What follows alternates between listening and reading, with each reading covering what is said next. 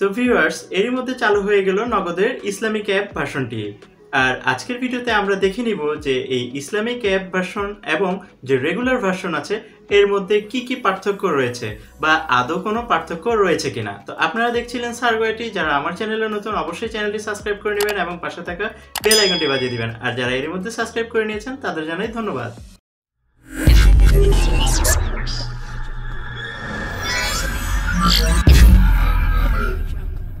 তো নগদ regular app এবং এর ইসলামিক যে অ্যাপটি রয়েছে এই অ্যাপটির তুলনামূলক পার্থক্য দেখানোর সুবিধার্থে আমরা পাশাপাশি দুটোর যে লিমিট এবং চার্জগুলো রয়েছে তা আপনাদের দেখানোর চেষ্টা করছি। আর এখন দেখব তার বিস্তারিত। তো প্রথমে যদি আমরা দেখি, এখানে যে লাল কালারটি রয়েছে সেটি হচ্ছে নগদের রেগুলার ভার্সনটি এবং সবুজ অংশে যে এটি আছে সেটি হচ্ছে নগদের ইসলামিক অ্যাপটি। তো আমরা দেখে নিচ্ছি যে লিমিট এবং চার্জের ক্ষেত্রে নগদে কি ধরনের পরিবর্তন এখানে থাকছে। তো লিমিট এবং চার্জের ক্ষেত্রে প্রথমে আমরা দেখে নিচ্ছি যে ক্যাশ ইনের ক্ষেত্রে দুটো অ্যাপেরই কিন্তু এই যে অপশনগুলো অর্থাৎ অ্যাপ এবং ইউএসএসডি কোড ডায়ালের মাধ্যমে সবগুলোতেই ফ্রি রয়েছে। তারপরে আমরা যদি সেন্ড মানির ক্ষেত্রে দেখি তাহলে দুটো ক্ষেত্রেই আমরা দেখতে পাচ্ছি যে অ্যাপের ক্ষেত্রে চার্জ ফ্রি এবং ইউএসএসডি কোডের মাধ্যমে যদি আমরা ডায়াল করি তাহলে 5 টাকা করে কাটছে। আর মোবাইল রিচার্জের ক্ষেত্রে সবগুলো অপশনই ডায়াল কোড এবং যে দুটি ভার্সন আছে দুটি ভার্সনই ফ্রি রয়েছে। আর ক্যাশ আউটের ক্ষেত্রে সেটি 1.75 করে দুটোতেই আছে এবং ইউএসএসডি কোড ডায়ালের মাধ্যমে 1.85 অর্থাৎ 18 টাকা 50 পয়সা করে উভয় ক্ষেত্রেই কাটছে। তার মানে এখানে কোনো পার্থক্য আমরা দেখতে পাচ্ছি না। আর আলাদা নতুন একটি অপশন রয়েছে যেটি হচ্ছে 10,000 টাকার উপরের ক্ষেত্রেও আমরা উভয় পাশে দেখে নিচ্ছি যে সেম একই রয়েছে। অর্থাৎ লিমিট এবং চার্জের ক্ষেত্রে যে বিভিন্ন সার্ভিসগুলো চার্জ রয়েছে এটিতে কিন্তু দুটো ভার্সনই কোনো পার্থক্য নেই। তো এবার আমরা দেখছি দৈনিক চার্জের ক্ষেত্রে।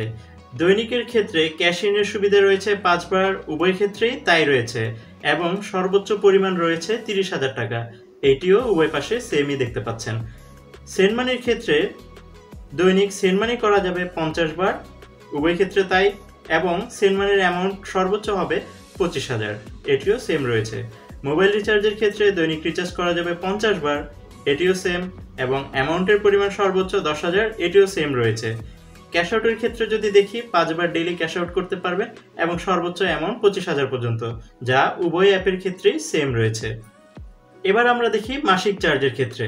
আমরা এই ক্ষেত্রে দেখতে পাচ্ছি যে দৈনিক ক্যাশ ইনের সংখ্যা রয়েছে 25টি, উভয় ক্ষেত্রে তাই, এবং সর্বোচ্চ পরিমাণ 2 লাখ টাকা পর্যন্ত। সেন্ড মানির ক্ষেত্রে প্রতি মাসে করা যাবে 100 বার এবং সর্বোচ্চ অ্যামাউন্ট 2 লাখ টাকা পর্যন্ত, যা উভয় অ্যাপের ক্ষেত্রেই সেম। মোবাইল রিচার্জের ক্ষেত্রে মান্থলি সর্বোচ্চ রিচার্জ করা যাবে 1500 বার এবং সর্বোচ্চ অ্যামাউন্ট হবে 1 লাখ পর্যন্ত, যা উভয় ক্ষেত্রে সেম রয়েছে। এবং ক্যাশ আউটের ক্ষেত্রে মান্থলি লিমিট হচ্ছে 20 বার এবং সর্বোচ্চ পরিমাণে 1,50,000 টাকা। এটিও উভয় অ্যাপের ক্ষেত্রেই সেম রয়েছে। তো এই পর্যায়ে আমরা দেখে নিচ্ছি যে এর সীমাটুকু, অর্থাৎ সর্বনিম্ন থেকে সর্বোচ্চ কত টাকা পর্যন্ত আপনি লেনদেন করতে পারবেন। তো প্রথমে হচ্ছে ক্যাশ ইন, সর্বনিম্ন 50 টাকা থেকে সর্বোচ্চ 30,000 টাকা।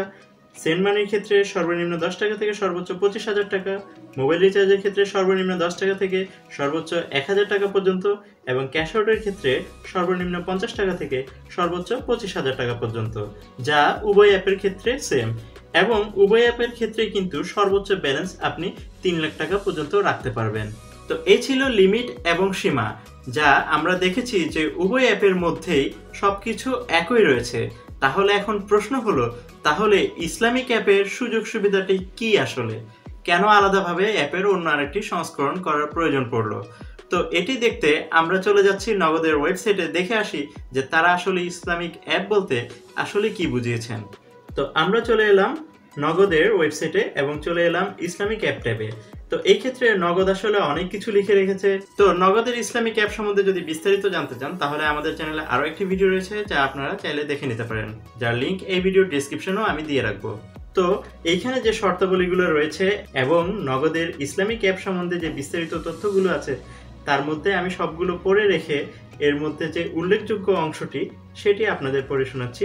সেটি হচ্ছে যে এই অ্যাকাউন্টে কোনো মুনাফা প্রযোজ্য নয়, অর্থাৎ এটি থেকে আমরা এটা বুঝতে পারছি যে দুটি অ্যাপের মধ্যে মূলত পার্থক্য হচ্ছে একটি জায়গাতে, সেটি হচ্ছে নগদে যদি আপনি সঞ্চয় করতে চান তাহলে আপনার রেগুলার ভার্সনে আপনি সঞ্চয়ের মুনাফাটি পাবেন, কিন্তু যদি আপনি ইসলামিক ভার্সনে টগল করেন অর্থাৎ ইসলামিক ভার্সনে কনভার্ট হয়ে যান তাহলে সেই ক্ষেত্রে কিন্তু আপনি সঞ্চয়ের কোনো টাকা পাচ্ছেন না।